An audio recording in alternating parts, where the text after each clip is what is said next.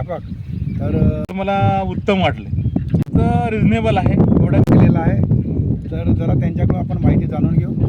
तर नमस्कार. नमस्कार सर. काय आपलं नाव? मी रामदास माधवराव भगत.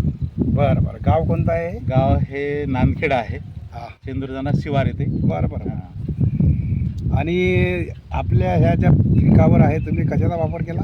मी या पिकावर मला निलखंड साहेबांनी सांगितल्याप्रमाणे मी मल्टीप्लायरचा उपयोग केलेला आहे. ड्रिचिंगसाठी बरं. आणि परत फवारणीसाठी पण मी मल्टीप्लायर वापरलं. कोणकोणत्या पिकावर वापरला आपण? तर याच्या अगोदर मी सोयाबीनवर वापरलं, बरं तुरीवर वापरलं, त्याच्यानंतर गहू, हरभरा आणि भुईमूग.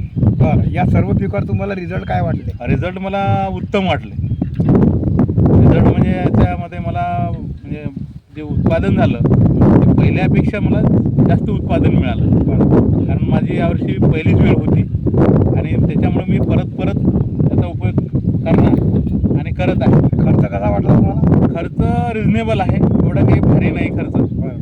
हा रिजनेबल आहे, कारण बाकीच्या रासायनिक खतापेक्षा आपण या खताचा जर वापर केला तर आपल्या जमिनीची पोते सुधारते आणि आपलं उत्पादन ते वाढवते आणि आपला जो खर्च आहे तो कमी होतो. म्हणजे आपल्याविषयी आपण समाधानी आहात? बिलकुल मी खूप समाधानी आहे. इतर शेतकऱ्यांना काय संदेश द्याल? इतर शेतकऱ्यांना मी हे सांगेन की तुम्ही रासायनिक खतापेक्षा या मल्टीप्लायर खताचा, ऑर्गॅनिक खताचा जर वापर केला तर तुमचा खर्चही कमी होईल, तुम्हाला उत्पादन 1.5 पटीनं डबलनं उत्पादनात वाढही होईल.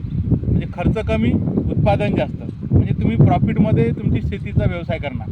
बरोबर आहे. म्हणजे शेतकऱ्यांनी वापरायला पाहिजे अशा प्रकारचं हे प्रॉडक्ट आहे. हां हां बिलकुल. तर आपण माहिती दिल्याबद्दल धन्यवाद. Welcome sir.